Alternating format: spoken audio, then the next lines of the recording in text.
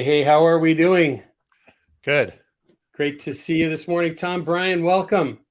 Thanks for having me, guys. Good to see you. It's great to have somebody separating us, Brian. Thank you. Keep you guys, Yeah. Well, Simple. I'm not going to make the comment that I made a couple of weeks ago. I think one of the guests made, or one of the listeners made the comment about we had Kristen Krikeli with us a couple of weeks ago, and that was the rose between two thorns. But I think today, sorry, buddy, but today might be three thorns. I'll take it, man. All right. That's very good. Way to treat our guest, Kevin. Nice job. I was just thinking, I know Brian well enough, I can say that. Yeah. So very happy to have you with us today. So we have our friend Brian Beck with Insiba, well-known B2B guru, grandmaster. I don't know what else to call you other than that, but an author, a consultant, a coach, researcher. Did I kind of catch all of that? I guess, yeah. Pretty close. Too many jobs.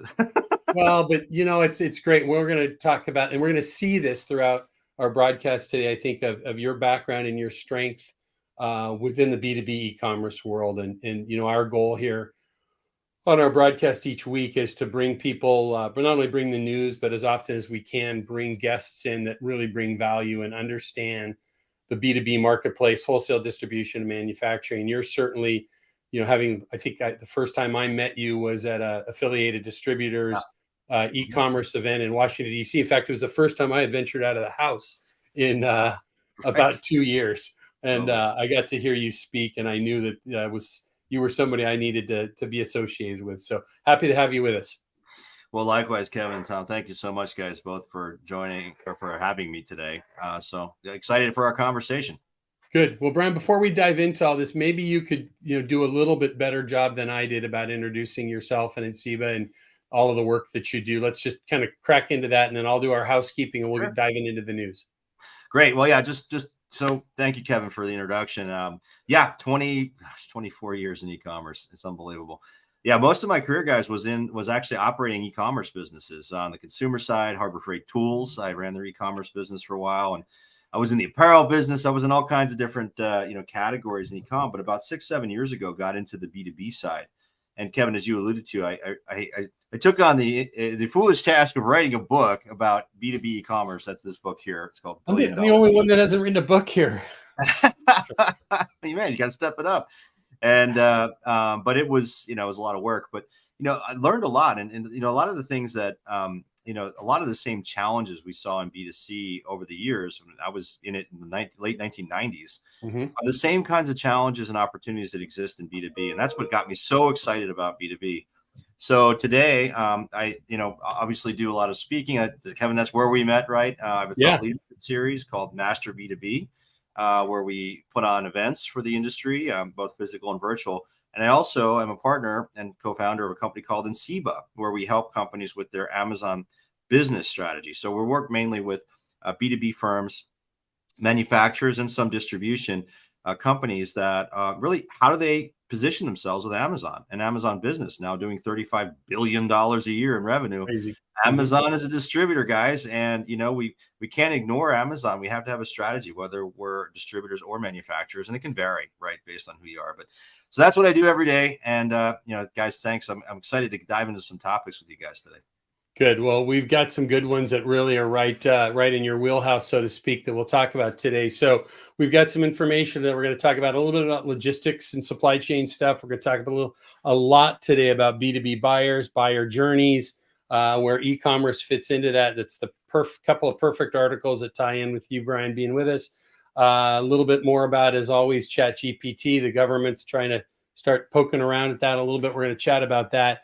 But a little bit more about AI. So we'll get into that. But before we get started, let's talk about why we're here. So I'm Kevin Brown.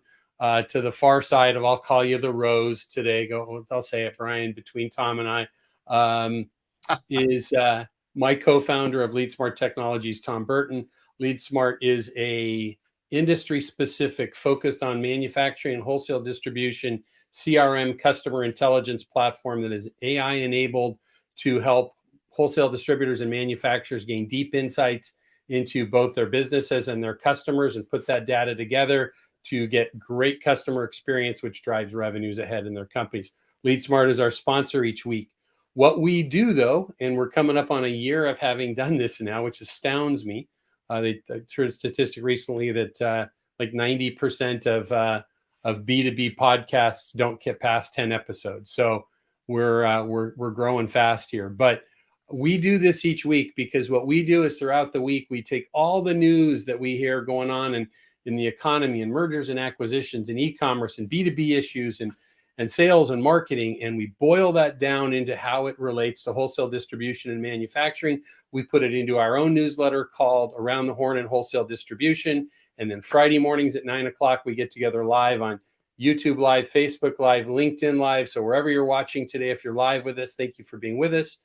And then later in the day, this is now available on all the top podcast formats around the world.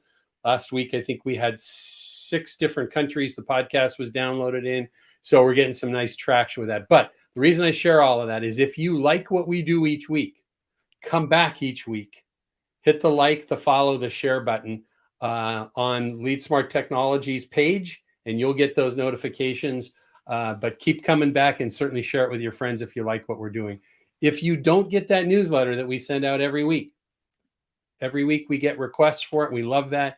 Reach out to us directly, hello@leadsmarttech.com, and we'll get you added to that list as well. So great to be with everybody today. Tom, did I miss anything? No, I think we've covered it all. Good morning to Brandon. Good morning to Andy from Portland. And yeah, please, if you're on, let us know you're here, where you're from, and we have and bring your questions, because I think we've got some really good topics, and we're gonna give Brian a workout today. So let's get at it. That's good. Awesome. Let's jump right in. So the first article that we talked about in the newsletter, and again, if you're listening later on to the recorded podcast, what we have live on our screen here is that newsletter I mentioned. And so that's what we're referring to. There was a Modern Distribution Management article that popped up this week citing some statistics about wholesale revenues being down year over year and inventories being up. And, I kind of popped this in here. I don't want to spend a lot of time on it, but it kind of goes back to, we're seeing this like lukewarm boiling of, or lukewarm water of, a little bit up, a little bit down, good news in this, not so good news. And we're seeing that across the board, I think, in the economy right now, as we kind of sit in this, what would you call it? No man's land, so to speak, of not knowing where things are going to go exactly. Yeah, I think it's a simmer, right? Kind of a simmer all the way along. And again, just another piece of data that doesn't really tell a direction, but it's a simmer, or kind of showing things are kind of, I don't know, you guys are sailors, right? Kind of when the boat sort of doesn't quite go in any one direction. That's right. Yeah, it's interesting, guys. I don't know did you guys watch the Prime Day results this week? Amazon Prime. I think that to be a bellwether for how the economy is doing. Yeah. What was interesting? I'll just 2 seconds, Kevin. Thank you. Yeah. So the full numbers aren't out, but Amazon said it was the biggest day ever. Right. So now you're gonna say, okay, consumer. Yes. Right. So a lot of that volume is consumer, and it did lift overall e-commerce. I think 6% in the U.S. overall is what the early statistics I've seen. Amazon, I don't have an Amazon number yet, but again, biggest day ever, which means it was bigger than last year as an event. But what we also saw is that for the first time, Amazon doing a lot with B2B. So Amazon business promotions, Amazon B2B promotions. So again, to my earlier comments about Amazon being a distributor, they're taking advantage of these events, these moments in time that have historically driven revenue for Amazon. Now they're doing it for B2B. So, yes, as we look at wholesale and wholesale distribution, you got these numbers where maybe they're a little, as you say, lukewarm, right? But it seems that Amazon is starting to, migrate itself into some of these channels here. It's a great point. I'm glad you brought that. Tom referenced, Brian. We're both sailors and yacht racers, and I think maybe the economy's in irons. Yeah, that's right. If you use a sailing term, right? It's like you can't sail directly into the wind, and when you try, you just sit there vacillating a little bit. That's a good analogy, right? Yep. I think that's what we're seeing, and we don't propose or position ourselves as economists or experts in these things, but we do like to kind of keep track of what's going on in the economy. So we'll kind of jump ahead from this in just a moment. But Brian, one quick question that goes with that. Yeah. and I'm not aware of this, and I'm guessing that they probably do. When we get those final Amazon Prime Day numbers out, will they break out the Amazon business sales in that? Probably not. Okay. So for the first time ever in their shareholder letter this year, Andy Jassy, the current CEO, did give Amazon business numbers and did actually cite Amazon Business as being one of their key investments. That's the first time they've ever done that. 4 months ago or so when that letter came out. So I mean, maybe Kevin, maybe they will. I don't know. I would be surprised if they did. They usually don't, but we'll see. Is that a competitive nature thing? They don't want the Grangers, the Fastenals, the other players to know, or maybe a little bit. I think they're less, but I mean, they're focused on competition to some degree, but really at the end of the day, it's, the story to the street, right? And to customers. So that's the context that they're putting it in versus competition. That's helpful. I want to ask one last question because I've experienced this in earlier days of my career. In fact, when it was it Amazon Supply when it first started, right? Yes. And I was still in consulting with a couple of large manufacturers and got out and saw some of their customers here and there at that point in time. And I know there is a lot of B2B buyers that do what I do, right? I buy things for our company all the time for the office or whatever it might be, but I use my personal Prime account, right? Is that, do they care about that? Do they try and break that out at all? Yeah, they have an active program to try to move folks from the B2B. I get the emails. Yeah, you get the emails. So there's a diligent or deliberate effort at Amazon to get people over to the Amazon Business login, right? So you as a business owner creating that login and buying through Amazon Business, because frankly, you're stickier. There's more tools. There's more capabilities for you as a business buyer. The estimate I have is about half of B2B volume is done through Amazon personal Prime accounts. So you can take that 35 billion Jassy talked about in 2022 and double it, right? So what is their real B2B number? It's probably 70 billion. It's huge. Yeah, crazy. Okay, great. Tom, any thoughts on that? Are you ready to jump ahead?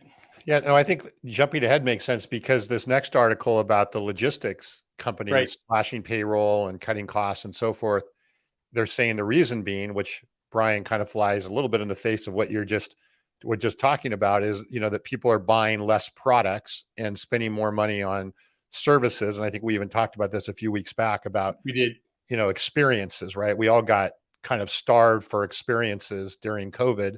And now we're coming out and we're spending all kinds of money on services and experiences and less on physical goods. Now, maybe the Prime Day is a little bit of an anomaly because, hey, it's like, the deal of the day type of thing.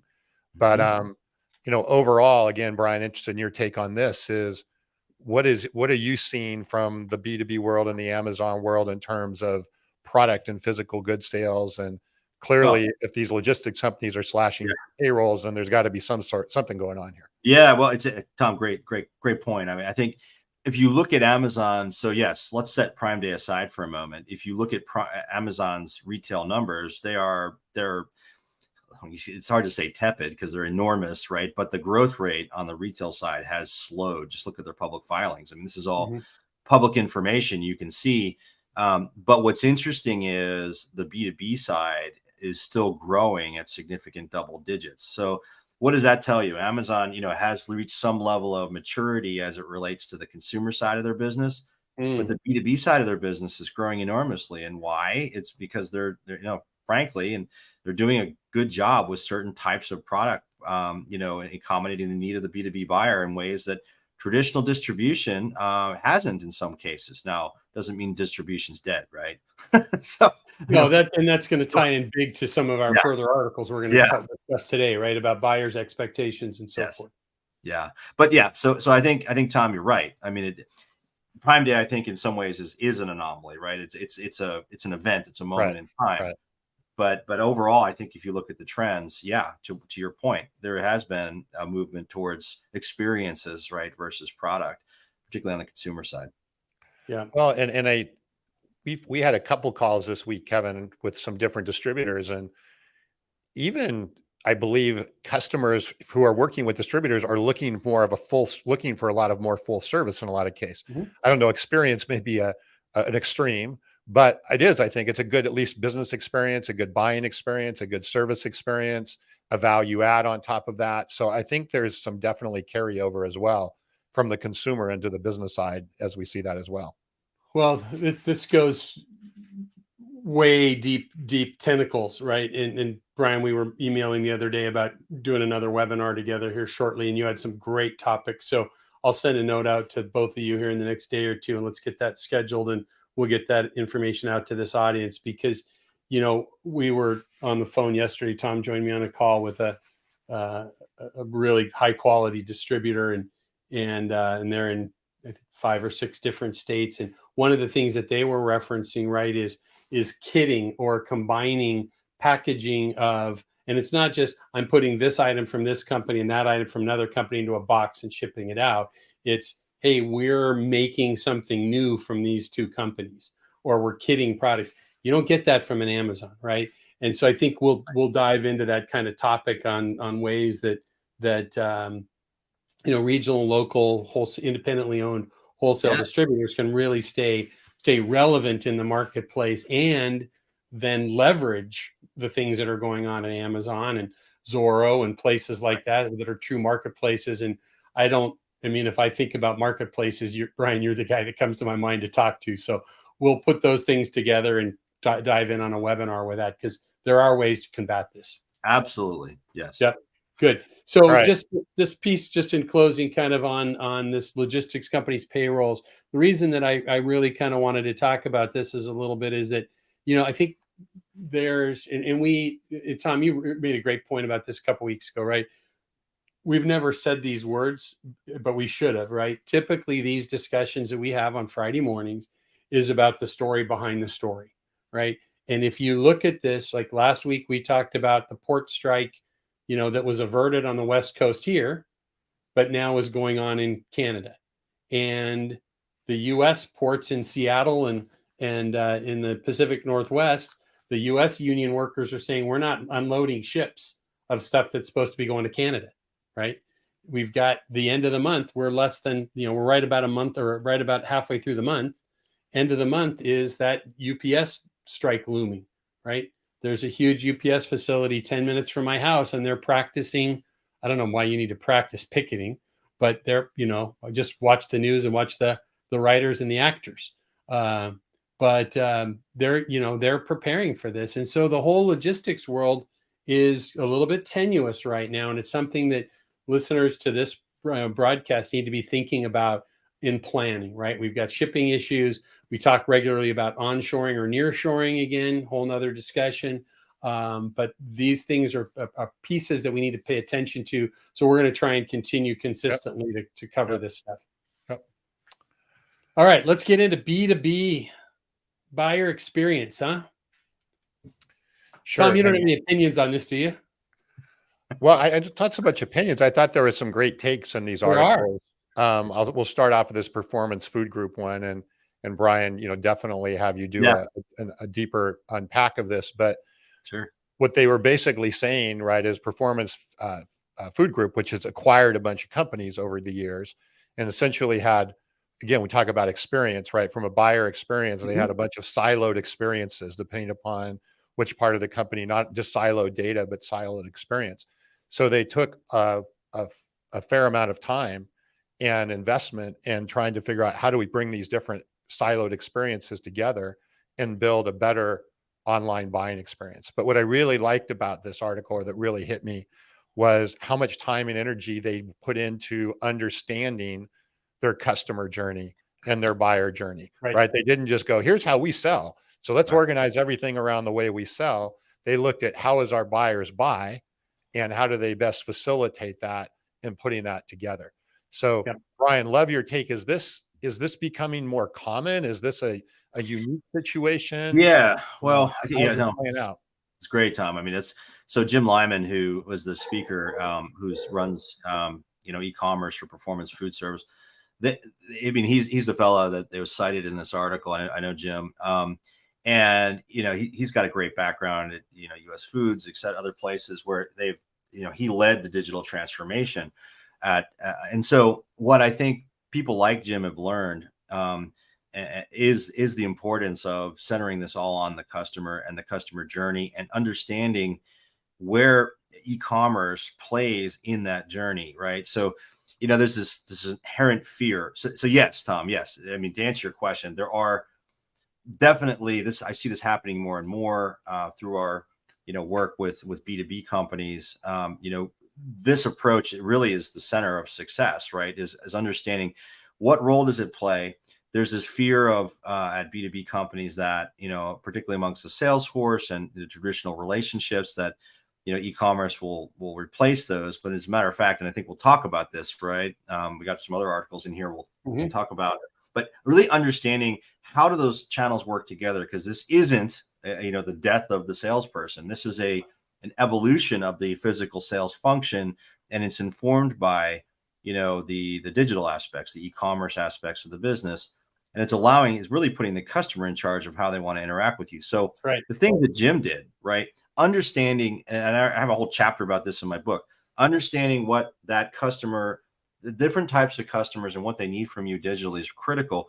And also particularly for manufacturers, understanding what the ultimate user of your product, how they want to interact with you, what value the distribution channel adds, and as a distributor, being brutally honest about, are you adding value beyond just price and assortment, right? So the things that Jim was talking about, making the buyer's job easier, in this article, I think that's one of the things that resonated for me, Tom, was, and in talking to and knowing Jim, the kinds of things that they do to understand that customer's need. Like he talked about in this article, easy reordering. That sounds so, motherhood and apple pie, but allowing your customer to easily reorder products they frequently order from you on an automated basis, and making recommendations to that customer about what they ought to order next before they even know they need to. I mean, this is making the buyer's job easier. And those are the kinds of things that he did as doing at Performance Food Group. And it sounds, again, it sounds easy and basic to many of us who've been in e-commerce for 20 plus years, but this is the kind of stuff you've got to do. And it doesn't take away the relationship. It makes it better. Right. So that is the key message here. It's not the death of the salesperson. I love that. And what's interesting, it's really one of the reasons I selected this article to add this week, because I think what it's nice is seeing, and it doesn't matter whether you're Performance Food Service, which, gets the popcorn kernels to your movie theater, or, snacks to a vending machine, or whatever it is. Doesn't matter what you're distributing, right? I've said forever, and anybody that's listening today, feel free to challenge me on this, but wholesale distribution is 75 to 85% the same. It doesn't matter what widget you sell, right? We may have a few little different terms, right? Our buyer may do a few little things differently, but it doesn't matter if it's lettuce or it's a hammer. It goes to market pretty much the same, which is why 75% of worldwide commerce goes through a channel, right? Mm-hmm. But what I thought was, and I talk to, every day, I'm on the phone with wholesale distributors and manufacturers, and I see this broad array, and Brian, you could really speak to this, is I see a broad array of people that are doing the types of things discussed in this article, that are clarifying their data, what product information management tools they're using. They're refining things, right? They're going through this methodical piece that we see outlined in this article. And then there's others that said, hey, I went and got this, generic off the shelf e-commerce solution that my trade association or my buying group may have a partnership with, and it gets me access to all these SKUs, and I already have them, and I can add some of my own in. And they don't go do things like this. I love this comment. It said, we asked customers what they wanted to be able to do. That sounds mm-hmm. simple. Mm-hmm. But mm-hmm. then we watched what they actually did. Right. And it's amazing how those are usually two different things. And I'm not saying this to belittle or promote any one company out there, but this, I thought, article was a really good roadmap across the board of things to be considering. So whether you're just bought that off the shelf solution through a trade association or buying group, and you're just getting started with e-commerce, or you're doing something like Performance Food Group is doing here, this I thought was a nice roadmap, right? Well, Yeah, we did a so through my Master B2B Thought Leadership series, we did a survey and released a State of B2B E-commerce 2023 report about a month and a half ago. And Kevin, one of the interesting things we found is that and we surveyed buyers and sellers, right? B2B buyers, B2B sellers, Yep. manufacturers and distributors. One of the things that we found is that 51% of buyers said they would research a purchase online before they bought offline, right? So, we see this trend towards convergence of channels, but the same thing. But interestingly, what surprised me is that almost a third of buyers said that they research offline before they buy online. So at the end of the day, these things don't live in a bubble, right? So as you think about, the interaction between the two, you must have and be investing in a digital channel, right? And it's not the days of just maintaining the traditional selling channels is not, they're gone. You have to have digital. Well, it's legacy thinking, right? And he brought that on this article, right? You've got to move yourself away from legacy thinking. Yep. Well, and one other thing I'll call out, sorry, Tom, to interrupt you, but the other thing that I found really interesting about that article was that he pointed out data also, and you mentioned it, Kevin. That is, in the same thing, and we talk about this in our State of B2B e-commerce. That data is one of the things that holds companies back, and they always underinvest in it. They're not investing the way they should be in it. And let's just call it what it is. You have to have an investment in this and to organize your data, and it takes people, and it takes people that understand the product. And that we found that to be one of the biggest barriers in this study to growth for B2B companies. Sorry, Tom, you were going to say something. No, we don't talk about data on this show. No, you don't talk about that. No, we never talk about that. You never talk about that. Right? But and I think before we move on to this next article, which I think will dovetail into it, I really want to kind of amplify, Brian, what you were saying about what does it mean to start defining and understanding the customer journey? It's not, hey, let's get up on the whiteboard for an hour, outline it, and we're done, right? Which we see all the time, right? Okay, we'll get on the whiteboard, we'll outline what we think our customer journey is. What you're talking about is there's layers to this that you have to go through on the research to understand. Yes, ask them, but then observe too, and then adapt. And then it's not like you're done either. It's like it's constantly optimized based on the data and feedback you're getting from what you're actually doing. But the biggest thing is getting that mindset of, I want to evaluate and look at this through the lens of the buyer versus my own business lens or my seller lens or all of that. And I think that's that legacy thinking trigger that really has to change from a mindset perspective. And one other statistic that goes to that point, Tom, from our State of B2B e-commerce report, check this out. This is another one that surprised me. 55% of people of sellers said that they lose sales because of a disconnect between what the website offers and what salespeople offer customers. So we haven't solved this as an industry. No. I mean, and they're losing sales, right? So, and this gets back to the data argument. It gets at what you present, the pricing you present on these different channels, a whole bunch of things. But to me, this is more of a cultural issue, meaning internal process evolution versus a technology or what the right solution or best practice is for these channel alignment efforts. It's not the tech. It's not the approach. It's not the best practices. It's how you're managing your business. I mean, it's an indictment in some ways, right? So yeah, I think it is, and I think the technology is a component of that, right? Because if you're not managing your business well with technology, you're probably not managing your data well, which means you probably have legacy thinking, and you potentially stuck or mired in what you've always done. And I say this all the time, right? It's not that I think people are going to go out of business. Their business is just going to be very different. Yeah. So, right. Yep. Agree with that. All right, let's move ahead. This next one is really good. Well, and I think it's just an extension of what we were talking about, right? Yep. It's the, self-service B2B sales. One of the things, Brian, you were just talking about 55%, I think the number was, researching products before they would go offline. Going one step further in here, again, this is from Fortune, saying that in the research that they did is that 20% or only 20% of people said they even would ever want to deal with a salesperson again in their experience. Right. Yeah. Now, I think that part of that is we bring that on ourselves in the sales world. I think there's a lot more value that we could add from the sales perspective that would raise that, but still that goes back to this rise of self-service. I'll just say one thing on this and then we'll let you guys jump into it. But what I've seen is that when you make things too self-service, sometimes the customer can end up, or the buyer can even become more confused and go more, down rabbit holes that end up with complexities and confusions that aren't necessary if they had the right offline or sales support along the way to get them there. So what's your thought on kind of this as a balance? Because I don't, to me, I think going to extreme may not be the best solution for the buyer. Brian, can I hit that first? Yeah, go ahead, Kevin. Sorry. Yeah. I want you to kind of bring us home on this. So I'm going to call this out a little bit and those comments, right? So this article in Forbes, it's written by the co-founder of Magento, right? One of the top tools out there, and solid all the way through. Those statistics came from a McKinsey study that he quoted in here, right?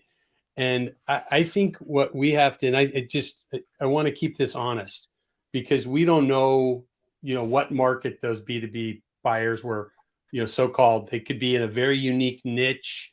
And a lot of the people that are tuning in with us here and joining us for these episodes, they live in a world where they are seeing their buyer changing. But as it talks about, we'll talk about this much more further, is how these two things work together. Right. But it's just interesting because I think we've got to be careful with statistics like this. Right.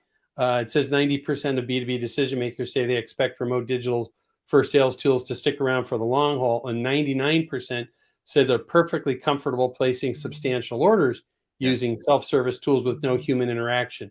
But that's one moment in time there. Right. And that study and we don't know where those numbers came from. So I'm a little cautious about that, never interacting with a sales rep again until you need him, I think is the caveat with that, right?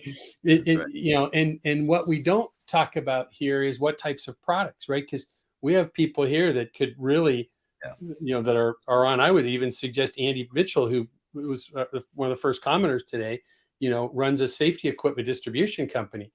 You know what? You have trouble with a gas detection system for critical life-threatening environments. You want the sales guy there, right? And so this will tie. I just kind of wanted to throw a little red flag or yellow flag, so to speak, on that data a little bit, not knowing where it came from. And then I think we should now move through this article, Brian. I'm going to throw it to you and talk about where these two worlds intermix to bring that best customer solution. I mean, yeah, it's easy to get wrapped up in the headline, right? Oh, no one's ever going to talk to a sales rep ever again. Sales rep's dead. Yeah, it's not true. It's not true. So when you get into highly complex, consultative selling, service, support, absolutely, and that's actually, frankly, the highest and best use of the salesperson's time. I mean, frankly, doing this now for 7, 8, 9 years. Looking at, how companies are integrating these two functions, digital and the sales team. Look, if you're doing this right, you're taking repetitive tasks that the customers know exactly either what they want, what to buy. They want to download something about it. They want to understand compatibility of one product with another. If you're doing, the basic commonly asked questions or commonly transacted products, or like Jim from Performance Food Service, commonly ordered products, and you're making the customer, you're empowering the customer to, they want to save time, be efficient. They're doing their job, right? This isn't about, shopping for my next vacation or buying a beautiful shirt. This is about doing my job faster. If you allow the customer to take some of those functions, which they can do themselves, and know exactly what they're looking for and do that digitally, what you're effectively doing is freeing time in the sales force for them to be more strategic, for them to answer those questions, Kevin, and be available to that customer who has that critical application. Whereas if we work with like big ass fans, that is, like, they make big ass fans. Sure. A big ass fan with a 35-foot wingspan, if it falls from the ceiling and kills half of your employees, you need to install it right. You need to make sure it's configured in the system correctly. You need to make sure that all that's engineered correctly. Well, Amazon and e-commerce and things like that are not going to do the engineering for you. You need sales engineers. You need people who understand the product and the complexity of the product and the compatibilities and what works together with what and all that stuff. Amazon e-commerce, your own e-commerce, marketplaces, those have a role, but it's a different role. Everybody gets wrapped up in, oh my gosh, e-commerce is going to destroy my relationships, take all my sales, it's about a different role, and it's supporting the sales. So Kevin, Gartner released some data a couple of years ago that showed how much interaction happens between e-commerce and the digital and the physical. And it's all the way through. It's back and forth. Customers are looking online. I think I know what I want, but I'm not sure. I need to call Joe, my sales guy, because he'll know how to do this. I've only gotten so far. It's about making the buyer's job easier, right? But the two interact, and you have to have both. You have to have both. Well, and I think Tom commented on this in the previous article, right? It's that self-service stuff. It lets, and this article quoted the same thing. It lets those mundane or week after week orders that we order week after week, right? It's a part, right? I don't need to talk to my guy. I'll talk to my guy when he becomes really valuable to me. And Tom's book in the Revenue Zone, talks about buyer journeys. And the buyer wants to make the decision how they want to buy. So if where are we at now, Tom? 65, 70%. I can't remember what this number is of B2B buyers or millennials. They research differently, right? But this is a combined effort. And Mike, Tom, can you see that comment from Mike there? Yeah, no, I wanted to spotlight that because Mike runs a big, really well-respected distributor, and he's right on the money, right? Is that our reps, customers want our reps to act as service guide and application engineers rather than showing up to take an order, a trusted guide versus somebody who's there just to try and get an order. Yeah. And I see it as Mike, that's a great comment. I see it in talking with, again, manufacturers, distributors, as an up leveling, right? So if your sales team is doing nothing but taking orders and on repeat purchases, well, they're really not adding that much value. So if you have a highly capable sales force and you have good e-commerce, it is going to make your sales force more productive and make them shine. They will love e-commerce. They're going to resist it at first, but they're going to love it because it actually makes their lives easier as well as their customers. So it's to your point, Tom. It's not in Mike's point. It really is an up leveling of the whole function. Right. And I also want to touch on Andy's point here, which I think is a good corollary to all of this, is that a salesperson doesn't have to be, what does he call it, windshield time, right? He doesn't have to be there in person all the time. In fact, that inside sales team or even hybrid model where, again, they have that expertise, as Mike was saying, they're looked at as more guides and application engineers. A lot of opportunity here to cover a lot of ground, but eliminate some of the expense and just inefficiencies of having to be on the road all the time. Yep. Well, before we, and those are great comments. Thanks, Andy and Mike, for those. The couple things that hit for me, right? Within this article, again, this is in Forbes. Side note, if you're listening on the podcast and you came in late, what we're doing here is we're reviewing a newsletter that we send out every Friday morning called Around the Horn and Wholesale Distribution. If you would like that and you don't get it, email us at hello@leadsmarttech.com. We'll get that out to you. Brian, I try and bring this up a couple of times because sometimes people are listening on podcasts and they're fast forwarding through and they don't know what we're looking at a screen and they can't see it on the podcast. But the latter part of this article from Forbes, again, it talks about why B2B sellers can also benefit from the self-service side. They talk about removing friction, right, in a sales process. The more friction is, Tom, you talk about this all the time, it's in your book, is friction causes either stalled orders or loss of orders, right? Then it goes on to talk about self-service tools can also lower staffing costs, but it's important not to view self-service technologies supplanting or replacing human teams. B2B merchants should instead view self-service tech as augmenting their human agents, right? And that kind of bundles together what Andy was saying and what Brian, you were saying, and what Mike said in his comment, right? We're augmenting those human pieces. The other side of it, right? We talk about this a little bit here and there, is data. The data that comes, right? Listen, 10 years ago, I'll go back to when I was a manufacturer's rep, right? I had no way of knowing when I went in to see an end user with one of my distributor partners what other products they were looking for, unless I saw them on the shelf or saw somebody wearing one, right? Now, a distributor can know what their customers, they're buying this, but they're researching this.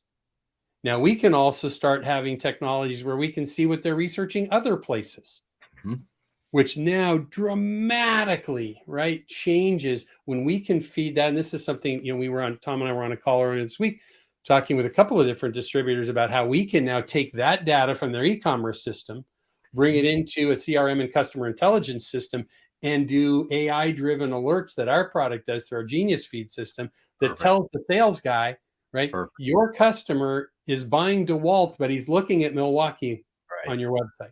He's looking at lettuce, iceberg lettuce, instead of, romaine lettuce, whatever the products may be. So this merging and changing away from this legacy thought thinking to how do we serve the customer better? Yeah.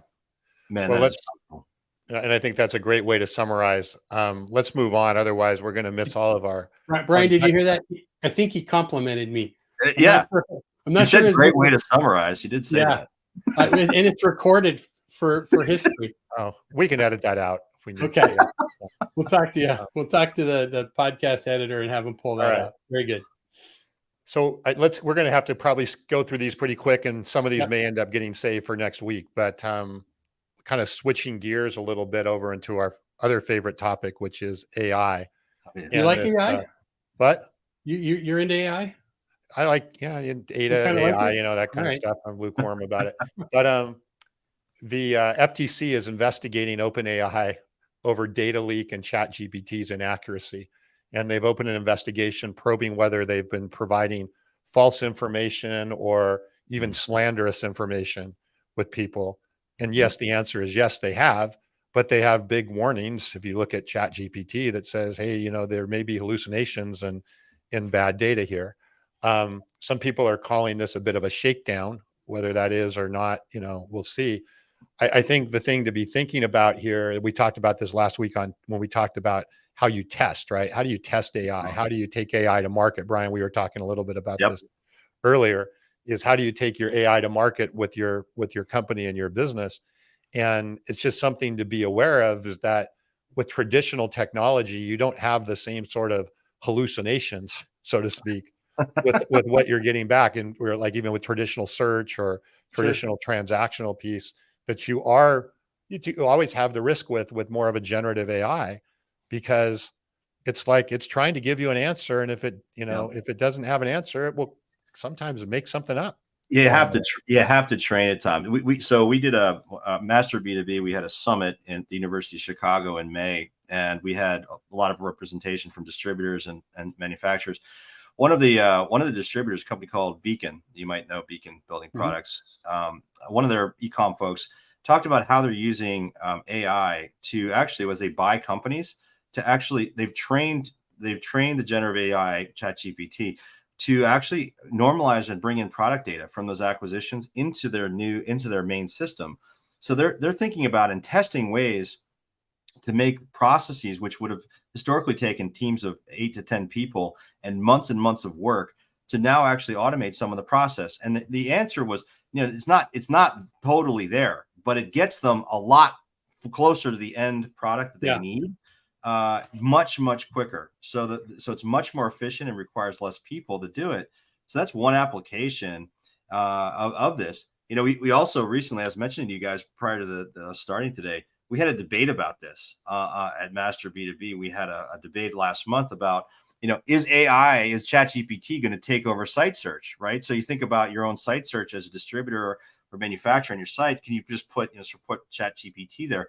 And the answer is it's not ready, right? It has to be trained. It doesn't understand context or preferences. You have to bring in your own customer data and other things in order for it to actually do it. And so the answer, the audience voted, and the answer was no, that it's not ready yet, but it will be a part of and is becoming a part of site search solutions. AI, generative AI is. So it's got a lot of promise because it solves a lot of the human, kind of the natural language search type issues that companies have struggled with for years. That's great. And I've been testing some of that, kind of, we call it site search with first party data. So using language models, but using first party data versus the, internet data. And even then, it's funny sometimes some of the things that it will make up. with a limited data set. Right. Yes. So Yeah. it is something that we have to be really aware of, especially again, going back to experience. We don't need to be providing an experience like that. So there's going to be a lot more testing, but it's getting worked out, and it will get worked out. Yeah. So can I bring this home real quick on this article? Because I know, Tom, you've got another one you want to spend some time on, and we're winding down a little bit here. But back to the story behind the story, right? We talked last week about the FTC getting ready to file major lawsuit against Amazon about business practices and so forth. This is the same FTC, right, that is banging their chests. Look at me, right? And in this article, if our listeners, if you get a chance to go take a look at this, and you can see this, kind of anywhere. This is from the Washington Post, but it's out on all the news wires. There is strong pushback from the Republican side of things on the aisle, and these of saying, do you even have the authority to do this? Right. So this is going to be interesting. I think part of what's going on with this is this falls right into that whole thing that we watched over the last couple of years of Congress looking to have some oversight of social media, Right. And really looking at the growth of the so-called FANG stocks and so forth, and looking at, well, wait a minute, is Amazon too big? Is Facebook have too much power and too much data?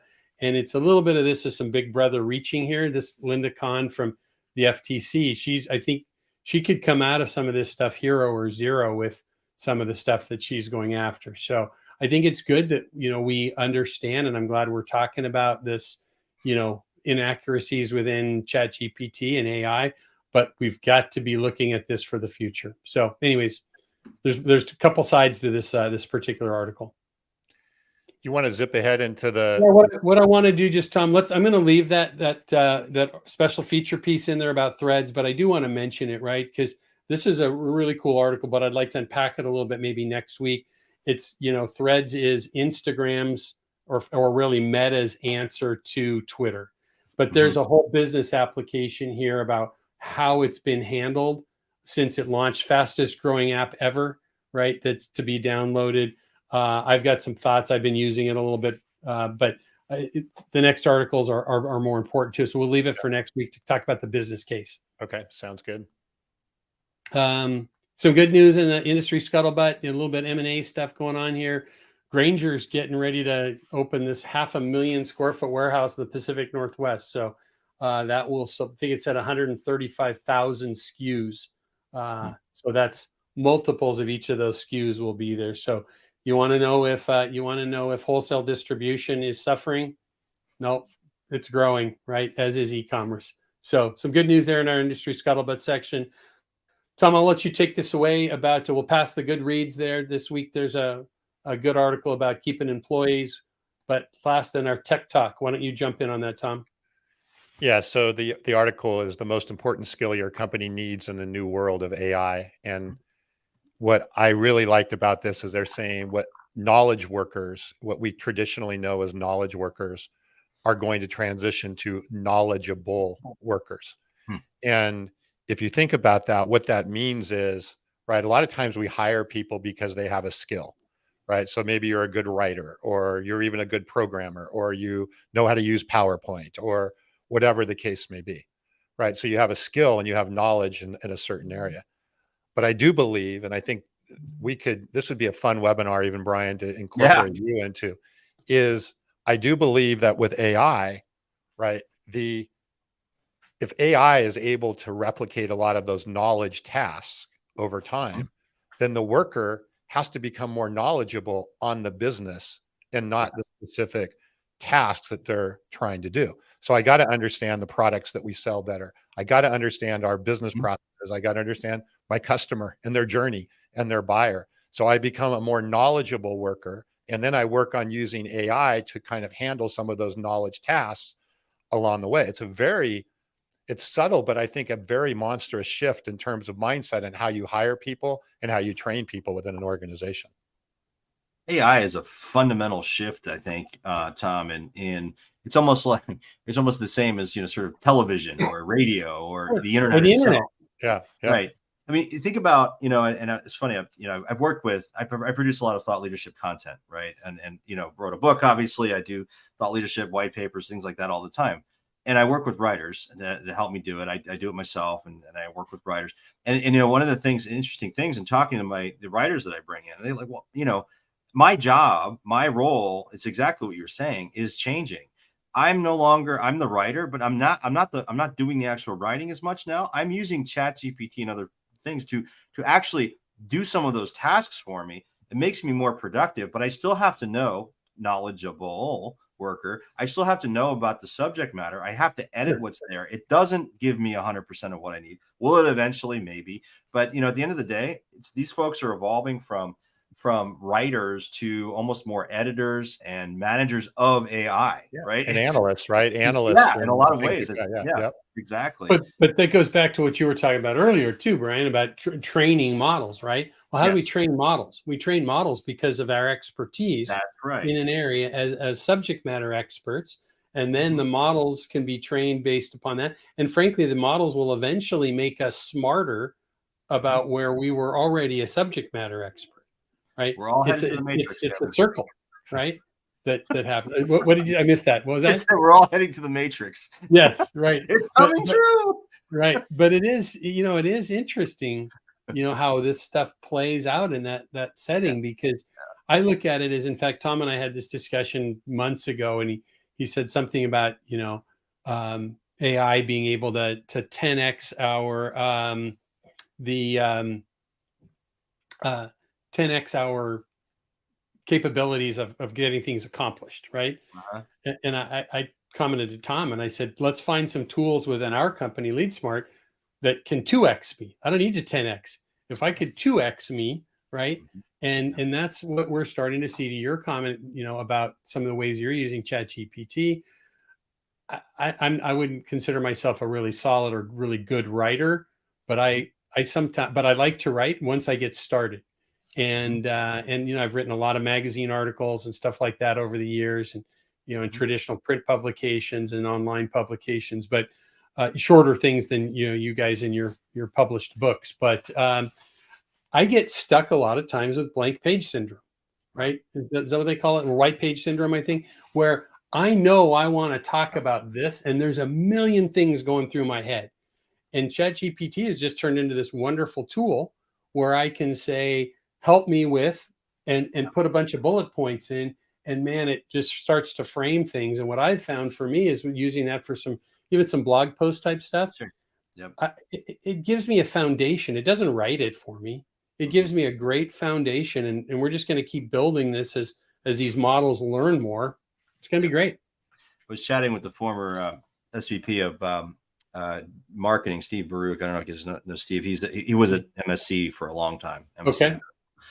And we were talking about the implications this has for some of the stuff we were talking about earlier, data, product data and product information, and writing product descriptions for websites with bullets. Right. I mean, we were talking about the potential. Imagine how powerful it is with a catalog the size of MSC's, Granger's, Motion's, whoever. How powerful this is and the implications it has for their ability to solve the product data issue, right? Because it continues to be an issue.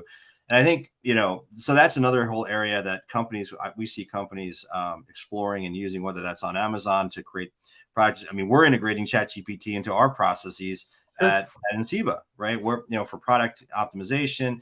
And now, again, it's not 100% there, but it gets us, it leaps and bounds forward from, where we had a lot of manual effort in the past. Now it's much less so. So implications are huge in the area of data and product information, cleanliness and improvement. Well, and again, just to kind of wrap up this, I know we need to wrap up here, Kevin, but to wrap this up is that it's, again, philosophically and from a mindset perspective of how you run businesses, how you hire, how you even recruit, the type of people you're looking for.